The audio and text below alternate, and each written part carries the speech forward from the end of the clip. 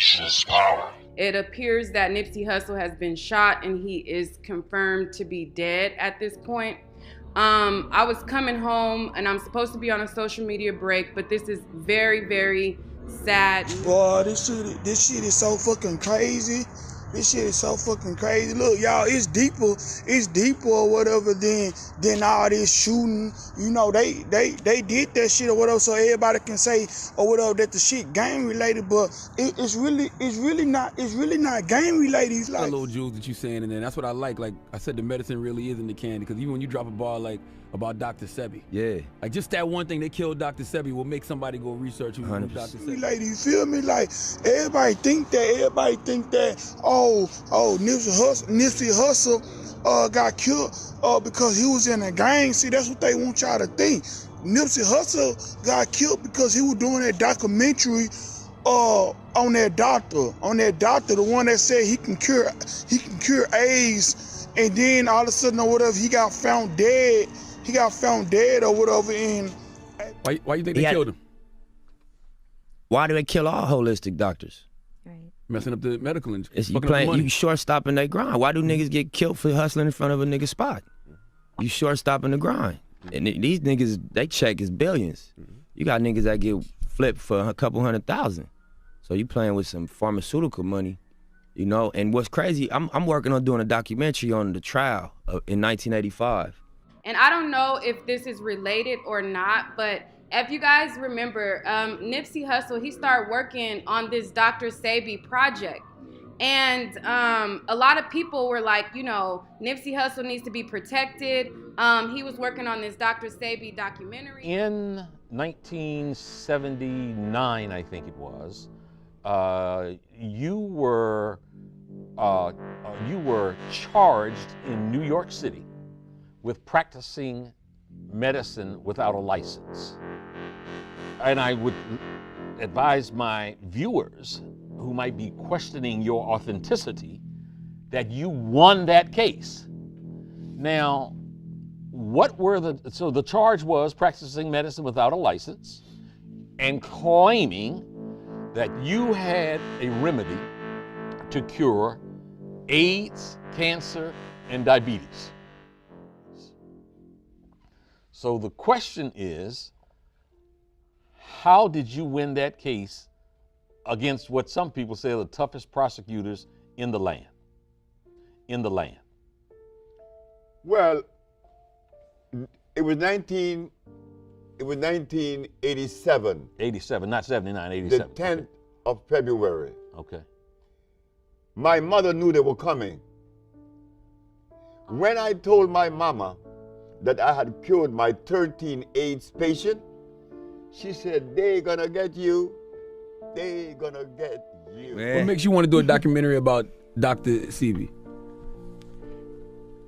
I think the story is important. I think it's a powerful narrative. It is. You know what I mean? And I think imagine this, anybody in this room, if I could say, hey, somebody cured AIDS, y'all be like, yeah, right.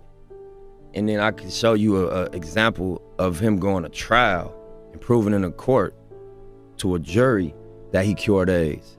Y'all be interested in that. Let me stop you there. You said I cured my 13 AIDS patients. Yeah. So you had 13 patients who had AIDS. Yeah. And then you say you cured them. Sure. So my mother said, "They're gonna get you." I said, "But Mom, why are they gonna get me?" Because you must remember that you live in a society that support a certain philosophy and a certain system.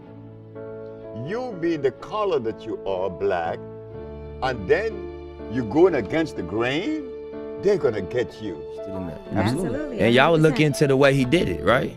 So I feel like more so than like championing his products or explaining his methodology, put some light on that case. So when I'm in my office on February the 10th, here come the detectives.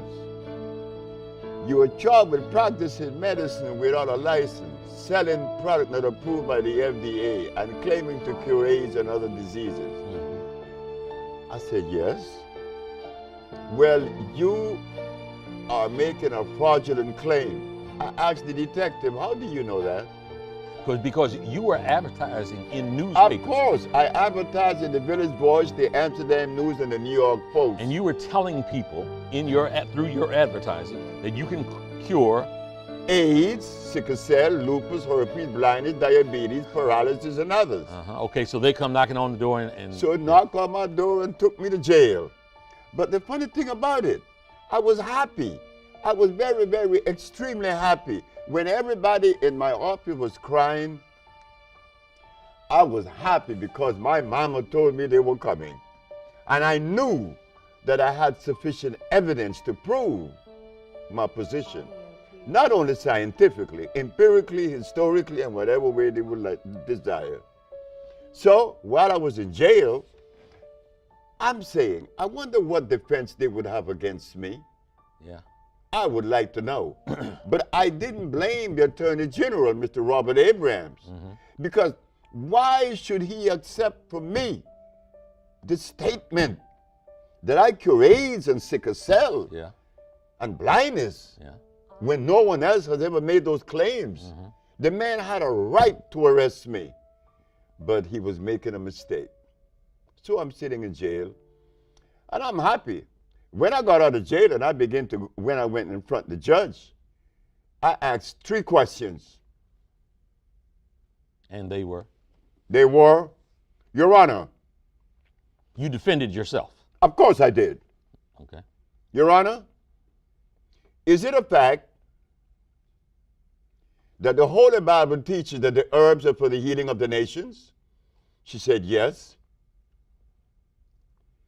Is it a fact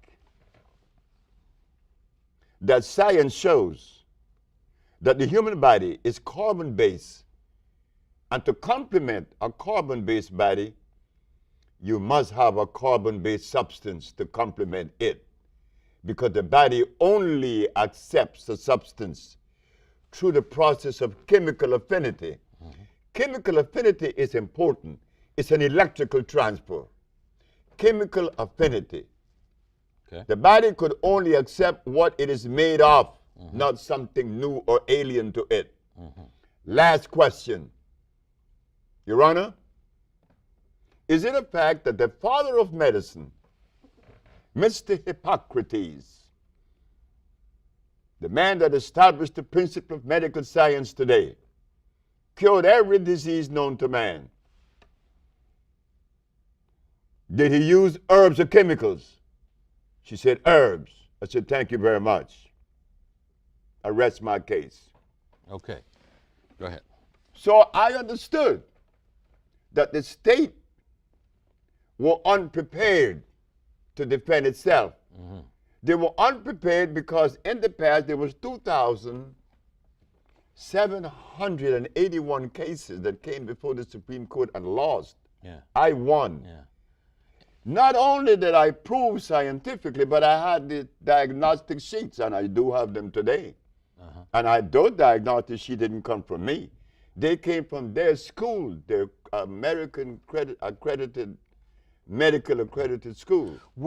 Did I read it correctly where there was some requirement for you to actually bring patients, a patient into court from each of those maladies, and that you brought multiple patients in court who, one, testified themselves, and that you had medical records, one showing that they were victims of the disease, and then showing that it had been cured by one doctor, and then a second doctor verifying what the first doctor had said?